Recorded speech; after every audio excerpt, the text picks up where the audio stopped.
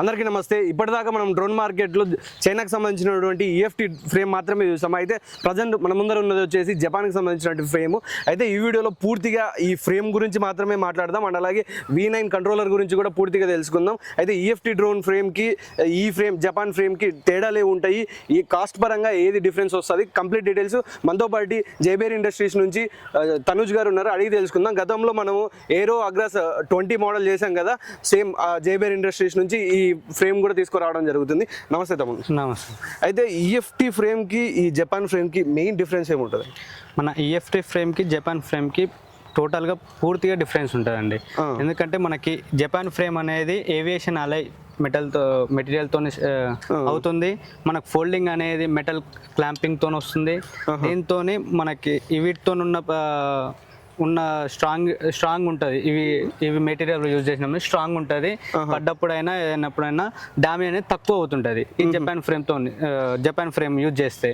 అదే మనకి China frame EFT China frames use చేస్తే ఏమవుతుందంటే కింద పడ్డప్పుడు దాంట్లో బ్రేకింగ్ పార్ట్స్ అనేవి ఎక్కువ ఉంటాయి. కింద పడ్డ ప్రతిసారి పార్ట్స్ అనేవి ఎక్కువ బ్రేక్ అయిపోతాయి. మనకి ఇందులో ఆ ఛాన్స్ ఉండదండి, ఎందుకంటే మనకి ఏవియేషన్ మెటీరియల్ యూజ్ చేస్తున్నాం కాబట్టి. అయితే ఇప్పటిదాకా ఈ ఫ్రేమ్ కి సంబంధించినటువంటి డ్రోన్ మీరు ఇప్పటికి మార్కెట్ లో సేల్ చేశారు? ఇచ్చామండి.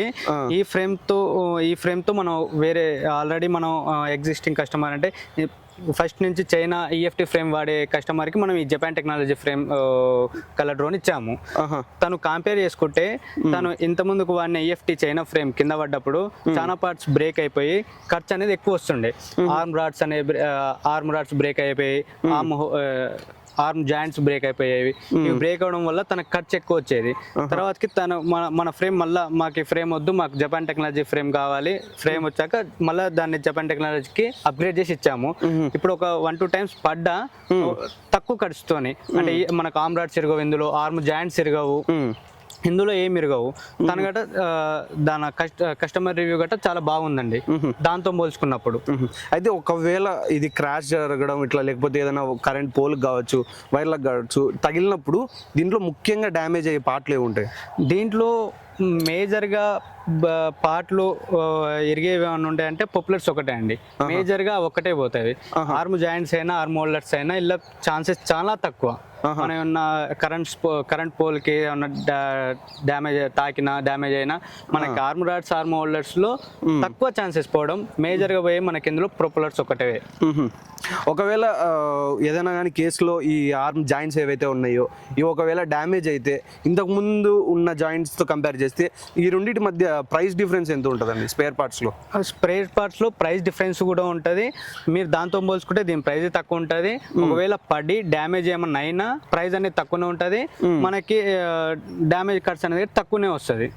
అయితే పైలట్ ఫీల్డ్లో టెస్ట్ చేసే కంటే ముందుగా మీరు దీన్ని ఏమన్నా కానీ క్రాష్ టెస్ట్ లాంటివి ఏమన్నా చేసి చూడడం జరిగింది, ఏమన్నా డ్యామేజ్ అవుతున్నాయా లేదా అని, లేకపోతే ఏమన్నా కానీ ఫ్రేమ్లో బెండ్ రావడం, క్యాలిబ్రేషన్స్ పాడవడం, ఇట్లాంటివి ఏమన్నా సమస్యలు చూసారా?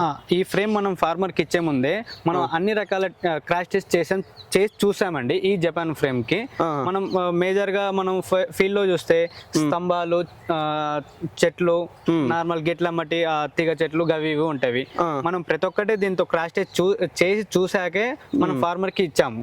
మీకు అందులో కూడా మనకు డ్యామేజ్ ఏది ఉండదండి. మనకి ఏమున్నా పొప్లర్స్ మెయిన్ గా ఏమున్నా తక్కువ ఛాన్సెస్ తోనే నిరుగుతే ఇవి జాయింట్స్ తిరగాల్సిందే, కానీ మనకు మేజర్ గా ఏం పోవు.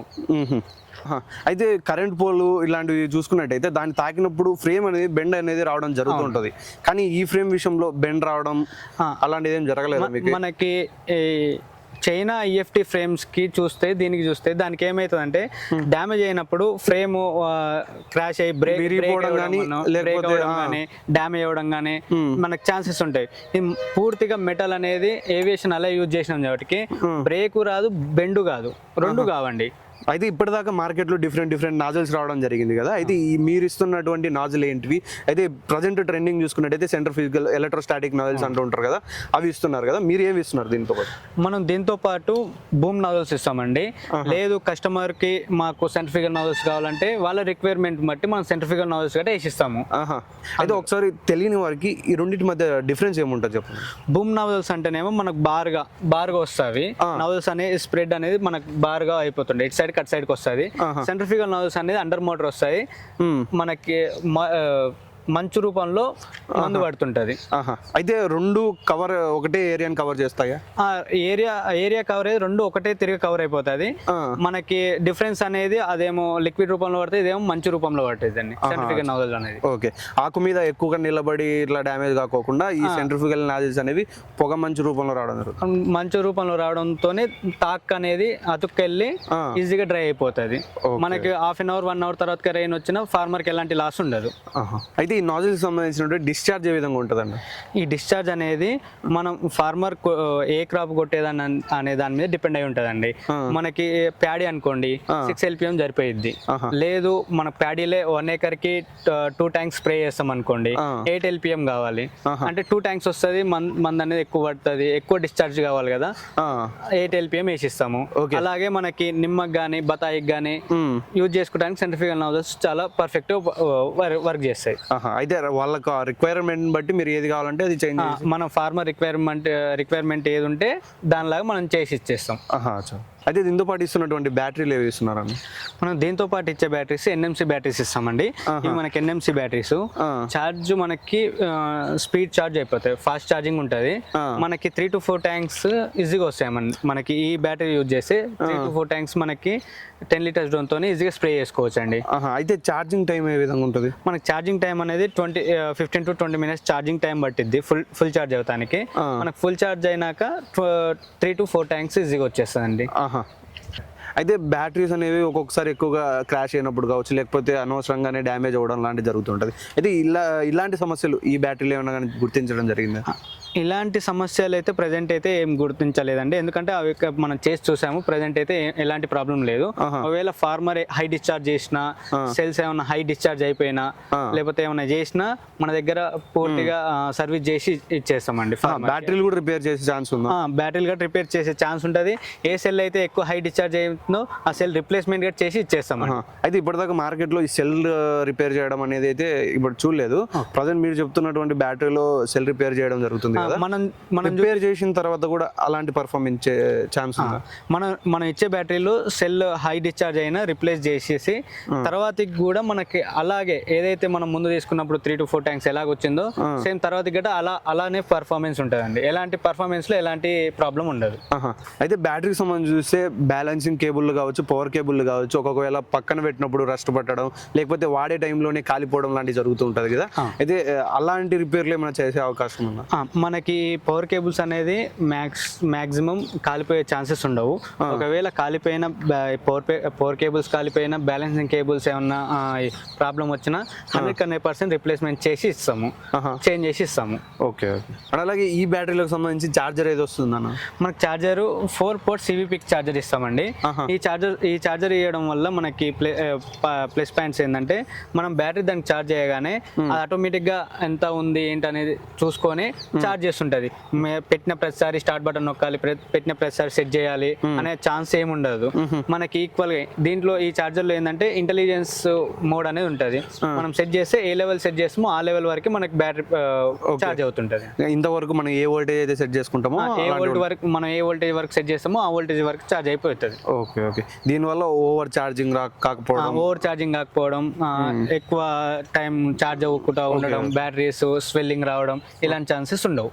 అండ్ అలాగే ముఖ్యంగా చూసుకున్నట్టయితే పైలట్లు ప్రతిసారి ఇంటికి వెళ్ళకోకుండా ట్రాన్స్ఫార్మర్ దగ్గరే ఛార్జింగ్ పెడుతూ ఉంటారు కదా. ఇప్పుడు అలాంటి టైంలో కరెంట్ పోయి వస్తూ ఉంటుంది కదా, అప్పుడు మళ్ళీ రీస్టార్ట్ అనేది మనం మళ్ళీ ఆన్ చేయాల్సి ఉంటుంది, ఆటోమేటిక్ అవుతుంది? లేదండి, మనకి పైలట్స్ ఏంటంటే మనకి ఎక్కడైతే మనకి ట్రాన్స్ఫార్మర్ ఉంటుందో అక్కడ పెట్టేసి తను పైలట్ చేసుకుంటే వెళ్ళిపోతుంటాడు.